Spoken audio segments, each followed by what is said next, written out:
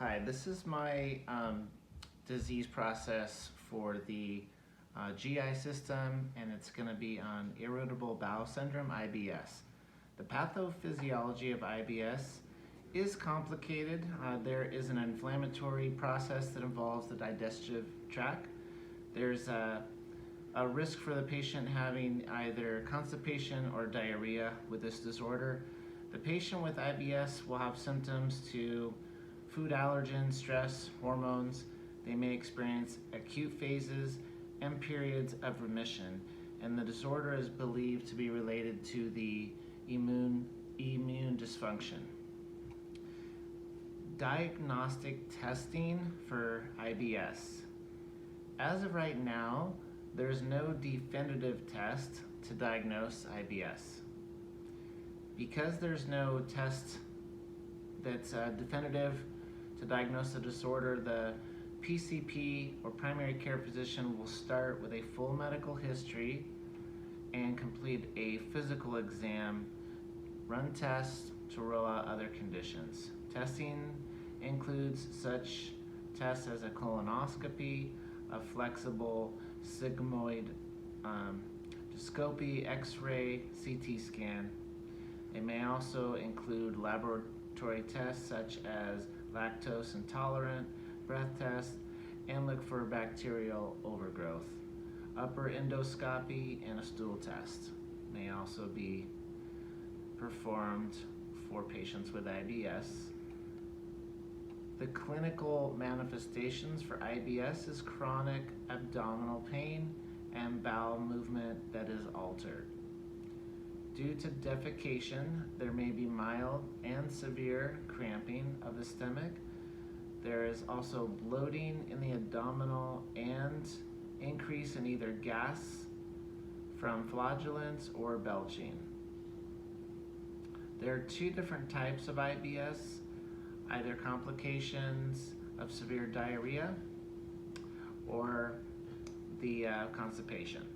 Rectal bleeding, anemia is also related because of the loss of iron, weight loss, and vomiting and nausea.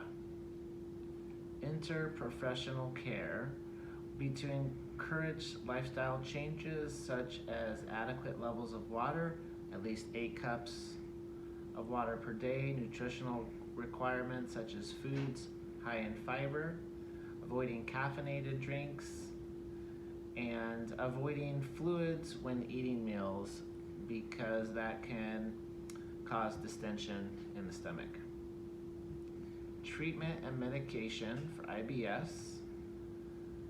The physician would advise the patient to change their diet by eliminating foods that trigger their symptoms. These foods would include high gas foods, foods with gluten, foods with liquid and lactose. The physician would also recommend exercising regularly, getting enough sleep. Medication for a patient with IBS would be fiber supplements, laxatives, depending on the severity, and antidiarrheal medication, pain medications, anti-inflammatories, corticosteroids such as prednisone or hydrocortisone may be given. Immunosuppressants, antibiotics, pain relievers such as acetaminophen, although NSAIDs are contraindicated, and iron supplements, as we talked about before, for the anemia. The nursing process for care plan. In assessment, we want to observe the stool, the frequency, the characteristics, and the presence and symptoms of fevers, chills, abdominal cramping. Also assessing for that use of those NSAIDs. Diagnosis would be diarrhea related to loose stools as evidenced by changes in the stool's consistency. Planning and goals is to have the patient demonstrate identification of foods to avoid that would further cause complications with IBS. The implementation is to provide education on medications that help promote bowel movements, monitor vital signs, perform perineal care, collect stool samples, determine if there is blood or WBCs in the stool, and monitor the intake and output. Evaluation, patient will report a reduction of frequency in stool and return to normal consistency. Patient teachings, patients must be encouraged to eat well-balanced meals that are high in fiber. Avoid gas-forming foods and certain dairy foods, especially the lactose foods. Avoiding fluids with avoiding fluids with foods because it can cause that distension.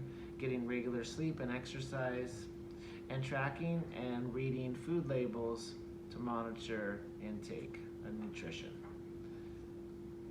And that's all the GI information.